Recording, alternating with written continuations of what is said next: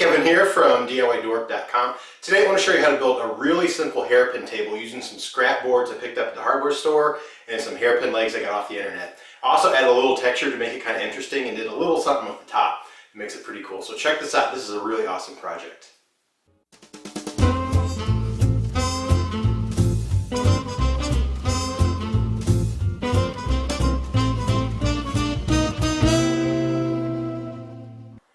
Okay, so here are the boards I'm going to use to build this simple little tabletop. So you can see I have three of them here. I have a 2x8 back there. This middle board is a 2x6, and then this one up front is a 2x8. And I picked them up at Menards, and they're cut off, like kind of a scrap bin clearance section, and they were really cheap. Now a lot of times the boards there are really rough, and they're split like almost all the way down, or they're warped really bad. Or like this one, it has these little pinholes in there, which I'm actually going to use to my advantage. I think it's kind of cool looking. But anyway, I picked them up all really cheap, and I got the best ones I could find. So what I'm going to do is actually join them together so they become a solid surface, and then we can put some hairpin legs on there. But I'm going to do a couple other cool things to them as well. Now real quick, you can see that the middle board's a little shorter than the other two boards, and it's actually 48 inches long. So these two here are like 49.5 or something like that. And they do have the printing on there and some marker, so it's easier just to chop that off. So I think what I'm going to do is take these two longer boards and chop them down to 48 inches. And then I do like that the middle board is shorter, so I think I'll take it down to 45 inches. So I'll go ahead, take this outside my saw, and do that next.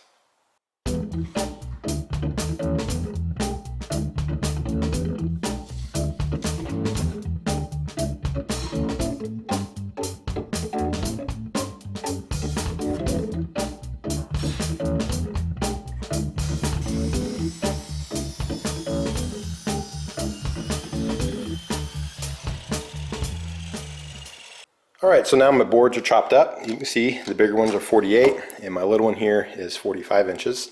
So I brought everything in, laid on my tabletop, and I flipped it upside down. So now this is the bottom.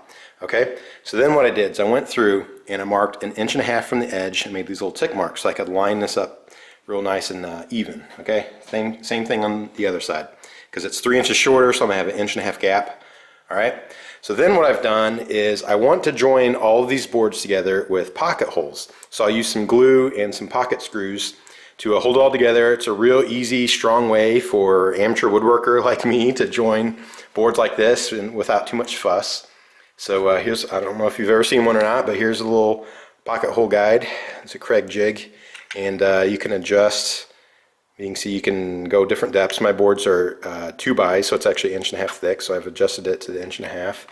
And you got to make some marks to kind of figure out where you're going to put all your holes. So what I've done is I come in 3 inches from the edge, and there's one there, so my pocket screw is going to go in this way. Alright, then I have one right here in the center, and another screw that way, and then over here another one at the 3 inch mark. Then I went through and I found the center between those and put a mark there. Alright, so there should be 1, 2, 3, 4, 5 pocket screws on this outer board. They're all going into the middle board.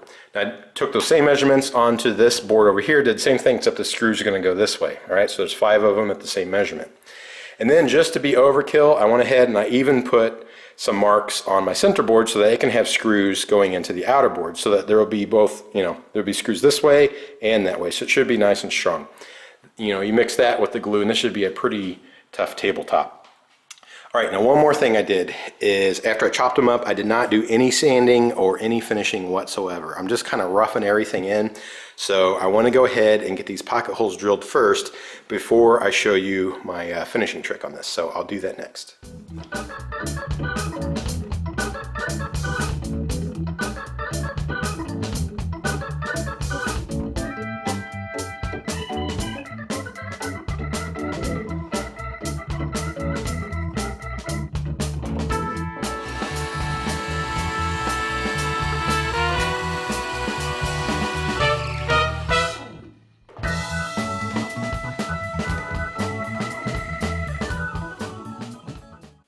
Alright, and there we go. All the pocket holes are now drilled, and it should be a real nice tight hold. Now you notice here in this little board it was so narrow that both holes end up lining together, but there's still 2 of them there. So what I'm going to do next is take it outside, and I want to take the sander to the edges here and just kind of round them off.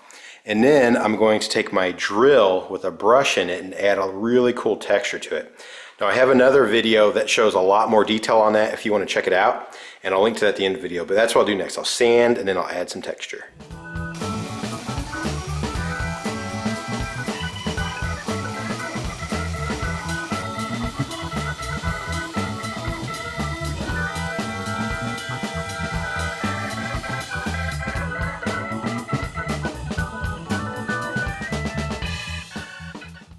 Alright, now check out all that texture they have.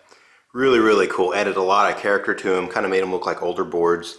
And if you notice, I went ahead and I decided to stain the two bigger 2x8s just to make them look a little different than the 2x6.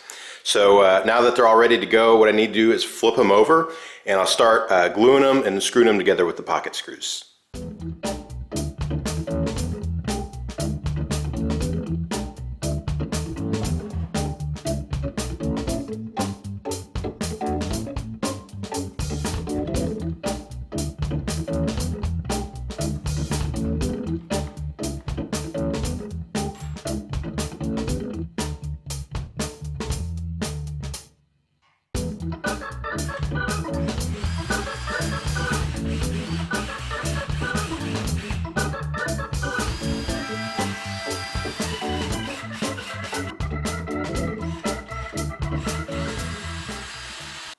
Alright, and there we go. It looks pretty sweet. Now you can probably see there's a little bit of glue running through here, and of course I flipped it over, so this is the top, so I don't want that to show. So I'll just wipe that down and I'll let this dry. And then I think before I attach the legs, I want to let the glue cure and then put a little bit of a clear coat on there just to help protect everything.